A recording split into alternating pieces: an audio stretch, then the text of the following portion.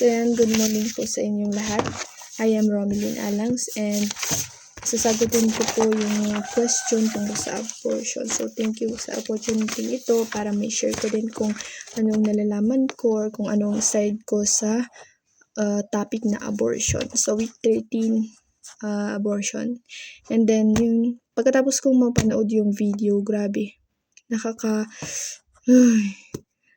Nagulat ako kung paano nila i-abort yung baby. So, maraming process pala.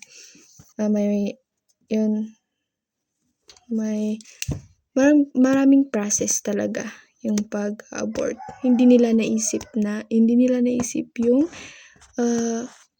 anak nila before nila ginawa yun. So, I will be answering the question number 1. How did the first video change your opinion or mindset on abortion? So, ayun, grabe yung naitulong nung video na napanood ko dahil parang mas naliwanagan ako, mas natutunan ko kung ano ba talaga ang abortion. And ito ay seriously na dapat dinidesisyonan, hindi pa dalos-dalos sa pagdidesisyon. And then natulungan niya ako para na maintindihan kung paano na apektuhan ang isang tao kapag nagpa-abort siya and kung paano siya gawin. Ganun. And then sobrang nakapekto siya sa emotionally and sa physically din kasi may effects. And then sa akin hindi ako sang-ayon sa abortion kasi it's a murder. It's a murder because first of all, alam natin na yung bata nasa napupunan ng isang tao, isa yung blessing from God. Alam natin lahat yon. And then sana dapat i-value natin yung life din ng bata kahit pa siya, kahit nakuha mo siya sa yun. Sana kasi dapat yung mga nagpapabuntis, sana inisip nila yon bago nila gawin yung mga bagay-bagay na yun that can lead to abortion. And then so for number 2, name 5 Bible verse about life. So ito yung napili kong 5 Bible verse. Yung Job chapter 33 verse 4. So the Spirit of God has made me. The breath of the Almighty gives me life. So, ayan. And then number 2, Isaiah chapter 44 verse 24. I am the Lord who made all things, who formed you in the womb. So ayan.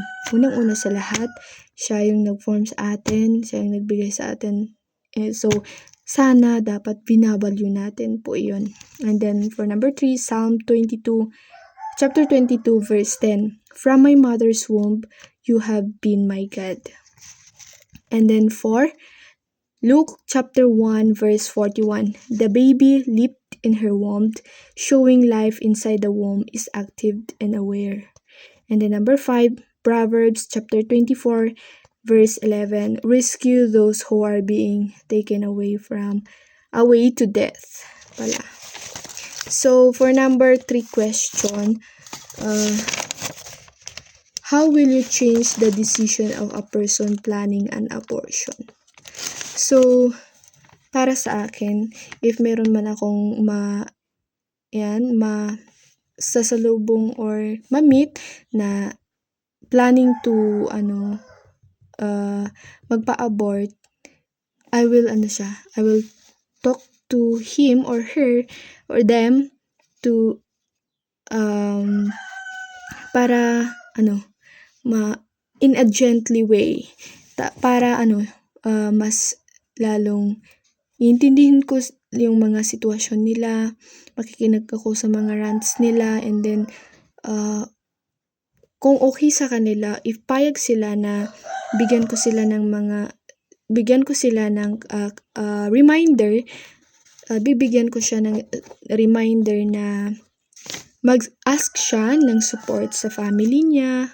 Kasi baka, yung iba kasi nagpapa-abort, mostly yata estudyante yung nagpapa-abort kasi yun, yung iba nagpapabayad kasi tapos hindi alam ng mga parents nila kaya siguro ginagawa nila yon, or wala silang trabaho kaya ginagawa nila yon, kaya or hindi pa nila kayang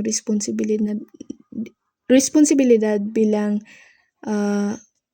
magulang para sa anak nila kaya nagpapa-abort sila, or wala talaga financially.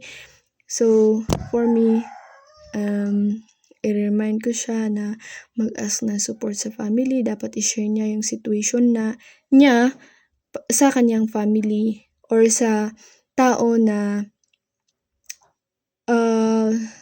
may trust siya, yung trusted person niya. And then yun, dapat seek ng consultation sa mga experts, yan, mga doktor, yung ganyan, kung anong magiging epekto nito sa kanila, para explain nila, dapat para malaman niya kung ano yung proseso talaga ng abortion.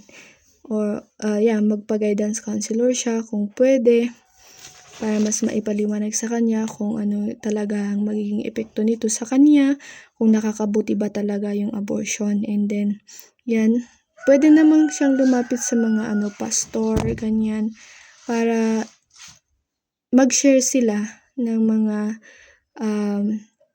words of God, para mas mapatibay yung loob niya at hindi niya itutuloy kung ano yung dapat niya, kung plano niya talaga na magpa-abort. And then, ayan. So, what does the Bible say about abortion? Yung sinabi ng Biblia, we should value and protect life. Yun po yung natutunan ko sa video. And then, yun po. Thank you.